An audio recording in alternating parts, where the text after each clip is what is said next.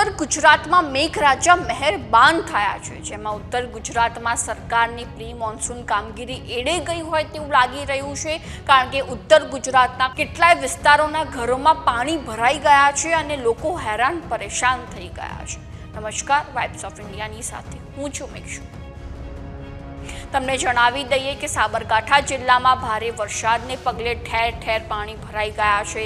તો હિંમતનગર તાલુકાના હમીરગઢ પાસે રેલવે અંડરપાસમાં હિંમતનગર ડેપોની સરકારી એસટી પાણીમાં ડૂબી ગઈ હતી। તો હાથમતી અને ખારી નદીમાં નવા નીર આવતા તે બે કાંઠે નદી વહેવા લાગી હતી। ત્યારે બીજી બાજુ શહેરી વિસ્તારની વાત કરીએ તો શહેરી વિસ્તારમાં રોડ ઉપર પણ ઢીંચણસમાં પાણી ભરાયેલા જોવા મળ્યા હતા। જીઆઈડીસી અંદર ચારે બાજુ પાણી ભરાયેલું છે અને જ્યારે પાણી ઘૂસી લાખો રૂપિયા નુકસાન થઈ ગયું છે અને પાણીનો કોઈ નિકાલની કોઈ વ્યવસ્થા કરી છે નહીં।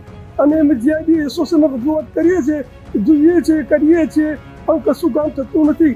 અમદાવાદથી અધિકારીઓ સાહેબ આવેલા, એમને બી નિરીક્ષણ કર્યું કે સારું અમે વ્યવસ્થા કરી આપીશું, પણ કશું કોઈ સાંભળતું જ નથી અને પાણીને બોરવેલ કરાયેલા છે છતાં બી નિષ્ક્રિય અને એ બોરવેલ કામ કરતા નથી। તેના સાથે જીઆઈડીસી અંદર પાણી ચારે બાજુ ભરાઈ ગયું છે, આમાં લાખો રૂપિયા નુકસાન થાય છે, ધંધા વગર થઈ ગયા છે। તેમ આ તમે જોઈ શકો છો જીઆઈડી કેટલું પાણી ભરાઈ ગયું છે।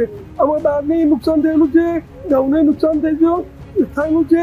એ વસ્તુ ખાવાની વસ્તુ છે, એ કશું કામમાં લાગતો નથી, એ ફેંકવા છે કોઈ રસ્તો નથી। આ બાબતે અમે મારે ઘરે રજૂઆત એસોસિએશન કરેલી છે, છતાં એસોસિએશન કોઈ ધ્યાન આપતા નથી। તો મહેરબાની કરીને ગમે એમ કરવાનો નિકાલ કરો, મહેરબાની કરશો। તો ચાલો જાણીએ રિપોર્ટર કંદર ગોસ્વામી સાથે કે કયા કયા વિસ્તારમાં વરસાદને કારણે કેવી પરિસ્થિતિ સર્જાઈ છે। જિલ્લામાં વહેલી સવારથી મેઘરાજાએ ધમાકેદાર એન્ટ્રી શરૂ કરી હતી, જેના પગલે હિંમતનગર તાલુકાના હમીરગઢ ગામે એસટી બસ ફસાઈ હતી। ત્યારે ડ્રાઈવર અને કંડક્ટરે સમય સૂચકતા વાપરી બસના કાચમાંથી બહાર નીકળી અને બસ ઉપર ગયા હતા। ત્યારે સ્થાનિકો દ્વારા તેમને સીડી દ્વારા બહાર કાઢવામાં આવ્યા હતા।